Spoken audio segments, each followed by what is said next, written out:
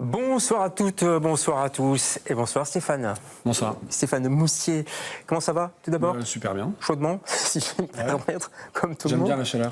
Ouais, ça tombe bien, votre film, ça parle de chaleur, ça s'appelle La Chaleur, film de circonstance évidemment, mais c'est la chaleur un peu dans tous les sens du terme. On va en parler, la chaleur de la température, la chaleur des corps aussi, puis la chaleur du stress, la chaleur de la peur. Je me suis même dit, tiens, peut-être que la peur, ça donne chaud, comme on dit. Oui, puis il y a l'expression « j'ai eu chaud ». Le moins qu'on puisse dire, c'est que le personnage du film, qui s'appelle Marwan, a chaud. Ouais. Il a chaud, il a même très chaud. On va parler de ce film, La Chaleur, qui sort le 8 chez nous en Belgique. Avant ça, 3 petites questions. C'est une tradition dans cette émission, vous répondez du tac au tac, un questionnaire repos. Si vous étiez, Stéphane, un sentiment, vous seriez quoi? La violence. Ah ouais? Oh, d'accord. Dit-il avec un grand sourire. Du tac au tac, faut bien dire un truc. Non, mais je pense qu'on a un fond de violence en nous qu'on passe notre temps à contenir. Ouais. On est policé, mais en réalité, on a une animalité en nous, quoi. Donc voilà, allez, la violence. D'accord, je vais pas trop m'approcher de vous alors. C'est pour rire. Si vous étiez un endroit sur la Terre, n'importe où, au choix. Le lac d'Annecy, parce que j'ai l'habitude d'y aller, et que c'est l'un des plus bels endroits du monde. Mais ouais, c'est marrant parce que les gens d'Annecy disent ça, ils disent que c'est la plus belle ville de France déjà. C'est vrai? Non, mais c'est un très bel endroit, je trouve qu'il y a un super équilibre. Il y a la montagne, il y a l'eau, il y a la nature, donc puisqu'il fallait en choisir un, j'ai choisi celui-là. Le lac d'Annecy, allons-y. Et si vous étiez un film, une référence de film, peut-être qui vous a donné envie de faire du cinéma? Je pense que je choisirais Cléo de 5 à 7 parce que c'est un film qui n'a jamais vieilli, parce que c'est un film qui raconte Paris. Paris, j'ai dit lac d'Annecy, mais en fait la plus belle ville du monde, c'est Paris. Parce que c'est un film qui documente aussi le Paris de ces années-là. Donc tout ça, je trouve, a une grâce. Donc Cléo de 5 à 7. De Varda. Ma fille s'appelle Cléo, c'est un très beau prénom, donc voilà. Bon, on la salue. La ville, on peut ajouter Marseille aussi, parce que... Marseille, c'est pas mal, ouais. C'est un peu votre ville aussi. Allez, on va parler en tout cas de La Chaleur. Vous êtes l'invité, Stéphane Moustier de LCR, ce soir.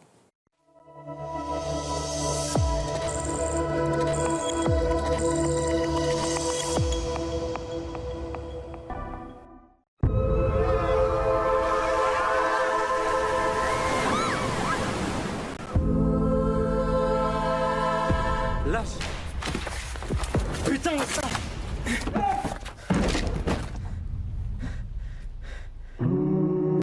C'était bien hier soir? T'es rentré tôt?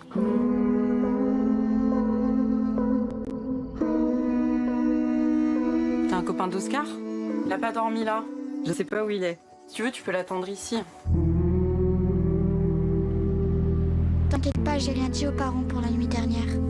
Comment ça pour la nuit dernière? On ne s'est jamais croisés, si. J'ai été interrogée par la police. Oscar, il était bourré. On s'est embrassé, puis j'ai dit stop.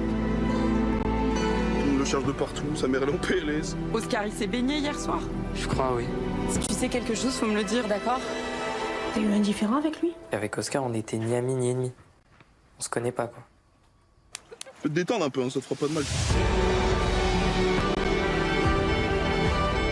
Sûrement il avait voulu disparaître, c'est pas dans l'eau qu'il faut le chercher. C'est peut-être juste une fugue. Une fugue. Les vacances, c'est pas comme le reste de l'année, tu comprends?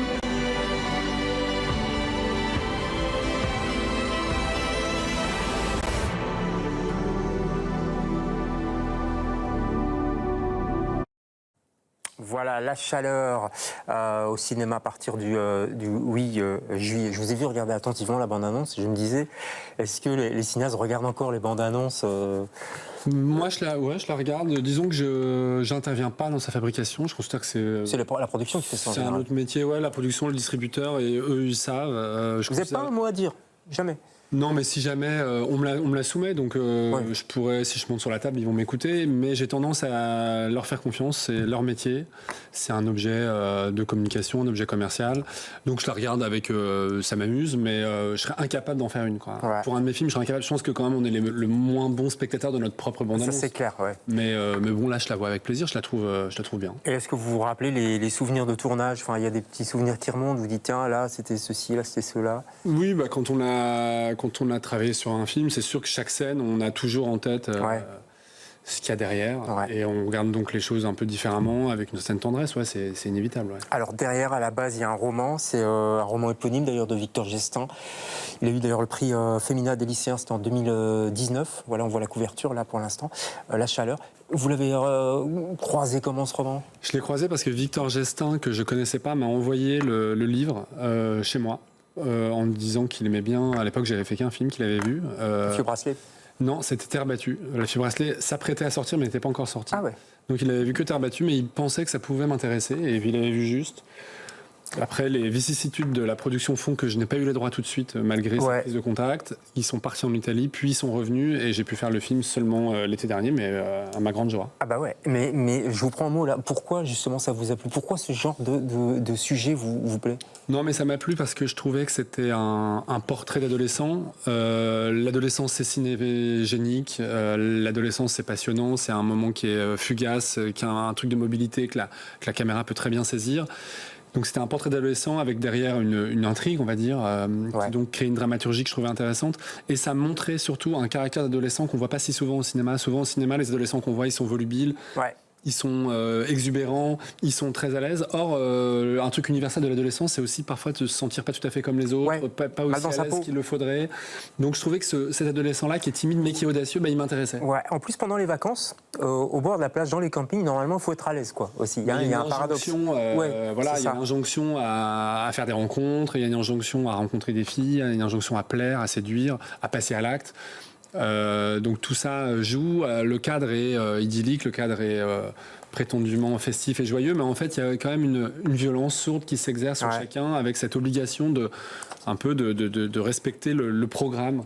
Donc ça peut exercer une pression sur les adolescents. Ouais, c'est clair. Et ça m'étonne pas que vous ayez choisi le mot violence tout à l'heure, parce que j'y repense maintenant. Et effectivement, il y a une espèce de violence sourde dans le rapport entre les jeunes. Il y a quelque chose d'un peu violent. Pas tous, évidemment, mais... Ouais, il n'y a pas que ça. Il y a aussi, je pense, de l'humour dans le film. Il y a aussi tout ce qui fait, comme je disais, à la fois la saveur de l'existence et de cet âge-là, mais indéniablement, il y a une violence qui joue et qui est là. Ouais, qui est là quelque part, sur cette plage, qui est dans les Landes, tapis, sous le sable, peut-être, je sais pas. En tout cas, avec un acteur incroyable, Adrien Hussein. Il occupe tout l'écran. D'ailleurs, il est là sur l'affiche de dos. Il est souvent de dos, d'ailleurs. Pourquoi vous le filmez de dos ? Le film de dos, je sais pas, il faudrait demander aux frères Dardenne qui ont inventé cette figure de style. C'est vrai. Parce que c'est eux, je pense avec Rosetta, qui ont imposé cette figure de style. Je pense que je le filme de dos. Je me suis pas dit on va le filmer de dos particulièrement, mais si vous le dites, c'est probablement le cas. Il se trouve qu'on le suit dans ses pérégrinations. Au camping, on passe son temps. C'est une espèce de lieu clos dans lequel le vacancier et surtout le jeune, on va dire, est parfois un peu désœuvré. Donc on passe son temps à marcher et à refaire le même chemin. Ça fait partie du charme aussi de l'été au camping. C'est ça, la plage. Donc là, souvent on le suit, lui qui va de la plage au camping, du camping à la plage, de sa actante à celle de son copain, etc. Donc on le suit beaucoup. C'est probablement pour ça qu'on le voit de dos. Et puis après, je vous le dis, depuis Rosetta, on sait qu'une nuque peut être très signifiante. Ouais, signifiante dans la peur, parce que justement, le pitch, on a peut-être compris avec la bande-annonce, mais en gros, c'est, j'allais dire Adrien Hussein, non, le personnage c'est Marwan, merci. C'est la fin de l'été, plus ou moins. Je crois qu'ils vont partir le lendemain. Voilà. On peut le dire quand même, parce qu'on le voit dans la bande-annonce. Il y a un accident. Il a caché. Il y a un accident, il se dit tout porte à croire que je suis coupable, donc qu'est-ce que je fais ? Je cache le corps, comme ça on ne pourra pas dire que je l'ai tué. Et il se rend coupable d'avoir caché le corps, en fait. Donc c'est vraiment, il va vivre avec. C'est angoisse. Il lui reste 24 heures avant de quitter le camping, et on va vivre avec lui ces 24 heures où il y a un corps sous le sable. Qu'est-ce qu'il va faire ? Et je parlais du dos parce qu'il garde son t-shirt. C'est un détail, mais c'est pas un détail non plus, j'imagine, dans la mise en scène. Non, c'est pas. Il enlève à un moment quand même, mais bon. Le camping, c'est un des rares lieux où la nudité est omniprésente, en fait, où les corps s'exhibent. Et là encore, il y a des canons à respecter, des standards à respecter. Là, lui, probablement, il se trouve un peu trop maigre ou pas aussi bien qu'il voudrait, donc il garde son t-shirt. Puis c'est aussi la manifestation d'une forme de pudeur, peut-être. En tout cas, voilà, c'est un truc qui nous montre qu'il se distingue un peu des autres, ou qu'il se sent pas tout à fait comme les autres. Voilà, ça exprimait ça. Blanc en plus. Donc, Blanc, et puis il a toujours des claquettes chaussettes. Et ça, j'aime beaucoup parce que. Vous aimez bien les claquettes chaussettes ? chaussettes. En fait, moi, je déteste. J'aime bien les films qui documentent. Et je constate que il y en a plein qui. Et j'ai un fils d'ailleurs, il met des claquettes chaussettes. Je sais, moi aussi, ça m'énerve. Donc je me suis dit, il faut filmer ses claquettes chaussettes. Et en fait, il est là avec ses claquettes chaussettes et il y a presque une élégance à le voir porter ça. Donc j'ai eu plaisir à le filmer. Ouais. Les chaussettes. Enfin, on va pas faire toute l'émission là-dessus, mais les claquettes, ça va encore. Mais alors, les chaussettes, enfin, bon, bref. Peu à peu, il s'écroule, en fait. C'est ça, le film. Il s'écroule tout doucement. Même s'il résiste, mais... Et puis, il y a une histoire d'amour naissante aussi, puisqu'on est dans l'adolescence qui est là. Donc, il est un peu entre les deux. Mais j'ai l'impression que le personnage... Enfin, vous voyez ce que je veux dire? Il y a des failles qui rentrent... Non, mais moi, je dirais que c'est un personnage qui... il est presque dans un état de sidération, dans un état second après ce qu'il a vécu. Et on est avec lui dans ce trouble. Et il y a des moments où il oublie presque l'arrière-plan tragique qu'il traverse parce que le camping, c'est aussi un endroit de rencontre, de joie et de premiers émois. Et lui, effectivement, il rencontre une fille italienne avec laquelle il s'entend bien. Donc tout ça fait que parfois ça fait diversion. Et puis, il est rattrapé par ces réminiscences inévitables de la tragédie. Donc il est constamment comme ça, entre deux eaux. Et le film, je pense, raconte à la fois une prise de conscience et un état second un peu. Ouais. Et une solitude aussi par rapport à tout ce qui se passe. Voilà. Et une grande solitude, et elle est d'autant plus forte, cette solitude, qu'il est dans un lieu collectif et dans un lieu de brassage permanent. Ça le fait, ça le rend encore plus solitaire paradoxalement. La solitude, elle était déjà présente dans L'inconnu de la Grande Arche. C'était une sorte de solitude face à l'administration, vous voyez ce que je veux dire, aux pressions politiques. C'est une thématique que vous aimez travailler aussi? Je ne me l'étais pas formulé, mais c'est vrai que, en tout cas, je pense qu'il y a un truc, il y a une solitude irréductible. On est des êtres sociaux, et c'est ce qui me plaît, moi d'ailleurs, et j'aime que les films soient des œuvres collectives, etc. Il n'empêche qu'il y a il y a une solitude irréductible qu'on a tous en soi, avec laquelle il faut vivre, qu'il faut expérimenter. Et lui, en plus, il est à l'âge de l'adolescence où il sort de l'innocence de l'enfance, il commence à découvrir, en fait, le monde dans lequel il vit. Donc le rapport à soi, à sa responsabilité, à sa conscience est mouvant. Donc le film parle de ça. Ouais. On le voit bien aussi dans ses confrontations avec la police, etc., et avec les autres adultes. Je dis adultes parce que voilà, c'est un film aussi avec beaucoup d'ados. Il y a des acteurs professionnels, il y en a qui ne sont pas professionnels. Donc l'Italienne Martina Lamana, je crois qu'elle est... mais tous les jeunes sont des amateurs. C'est quasi leur premier film, quoi. C'est leur premier film à tous, sauf un, celui qui joue l'ami de Marwan. Tristan Richard, qui joue le rôle de Noël, lui avait déjà joué, essentiellement de la figuration, mais il avait déjà joué. Non, mais sinon, c'est tous la première fois qu'ils voient à l'écran. Parce que comment on les met en scène, moi, en fait, ce qui m'intéressait, c'était d'avoir des natures. Je voulais justement ne pas avoir des jeunes acteurs un peu capables de tout faire, comme on peut en voir, des singes savants. Ça ne m'intéressait pas, ça ne m'aime pas. Ce que je voulais, c'était vraiment trouver des natures. Et en fait, ce que j'ai fait, c'est que je les ai rencontrés dans le cadre du casting. Le casting, c'est un moment de l'écriture presque. Et puis, je les ai pris pour ce qu'ils étaient et je les ai mis dans le film pour ce qu'ils étaient. Donc, le type qui joue Marwan, il a réellement cette timidité en lui. En même temps, il a une forme d'audace qui m'intéressait. En même temps, il est venu faire le casting, donc il a quand même envie d'y jouer. Non, pour tout vous dire, lui, je suis un peu allé chercher. Vous l'avez forcé, vous avez appelé les parents. Mais pour les autres, c'est vrai que les autres, ils ont répondu à l'annonce, ça veut dire qu'ils étaient désireux de jouer. Oui. Mais en tout cas, ce qui m'intéressait, c'était qu'ils ne soient pas formatés. Ce qui m'intéressait, c'était de les avoir parfois avec leurs doutes, leurs incertitudes, leur innocence par rapport au fait d'être filmés. Parce que je voulais rendre hommage à tout ça, à cette forme de virginité qu'ils ont encore à ces âges-là. Je trouve que c'est ce qui est très beau et il fallait que le film capte ça. C'était un des projets, une des parties prenantes du projet. Et ce non-formatage, il était déjà dans le roman. Moi, je n'ai pas lu le roman. Donc, par exemple, quand il dit moi, je suis romantique, quand il écoute de la musique classique sur la plage, c'est quand même particulier, ça. Oui, c'est vrai que c'est un adolescent qui aime la musique classique, ce qui est rarissime. Mais effectivement, ça, c'était dans le livre. Disons que dans le livre, il y avait cette idée de dire que cet enfant, cet adolescent, il se sent pas tout à fait comme les autres. Il se sent toujours un peu à côté, ce qui est un sentiment assez universel qu'on peut avoir à ces âges-là. Et cette rencontre de l'été, avec notamment la jeune italienne, l'été, c'est un moment où on fait un peu reset, tous les compteurs sont remis à zéro, des nouvelles rencontres sont possibles. En tout cas, la partition sociale qui est celle de l'année, elle disparaît pour une nouvelle distribution des rôles. Là, cette italienne qui arrive et qui n'a pas les mêmes codes, elle arrive à voir que lui, il a une singularité, que lui, il a une personnalité, et elle y voit une qualité. Et il y a un truc cruel que beaucoup ont vécu dans nos souvenirs d'enfance, d'amour adolescent pendant les vacances, c'est que ça arrive le dernier jour ou à l'avant-dernier jour. Évidemment, c'est le jour où il part, qu'il rencontre ce qu'il aurait voulu voir au début de l'été. Et ça, c'est la torture, parce qu'on se retrouve avec les parents dans la voiture. Absolument. Voilà, tout ça est, Non, mais c'est vrai que est très fin. Le film joue Ouais. beaucoup sur ça. Bah oui. Il y a le monde des jeunes adolescents et on voit bien qu'il est complètement disjoint du adultes. monde familial et du monde des adultes qui eux-mêmes passent à côté de tout ça, alors que ces comprennent premiers émois, en fait, c'est des bouleversements pour les adolescents. On vit les choses pour la première fois, donc on les vit de manière hyper forte. Ouais.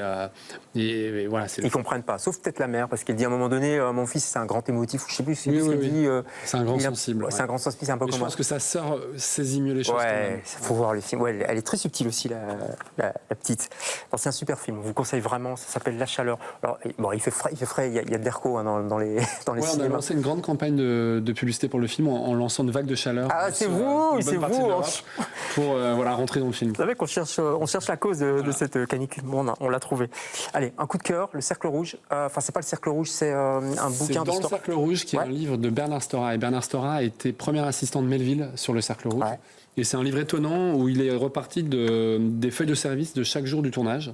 Et il commente chacune des feuilles de service. Donc ça va de l'anecdotique à des choses plus profondes sur la manière dont Melville travaillait. J'aime bien parce qu'il y a le quotidien d'un tournage. Évidemment, c'est un film mythique et donc ça permet de le reconsidérer. C'est le dernier film de Bourvil. Tout Ouais, ça c'est fait vrai. que c'est un objet rare.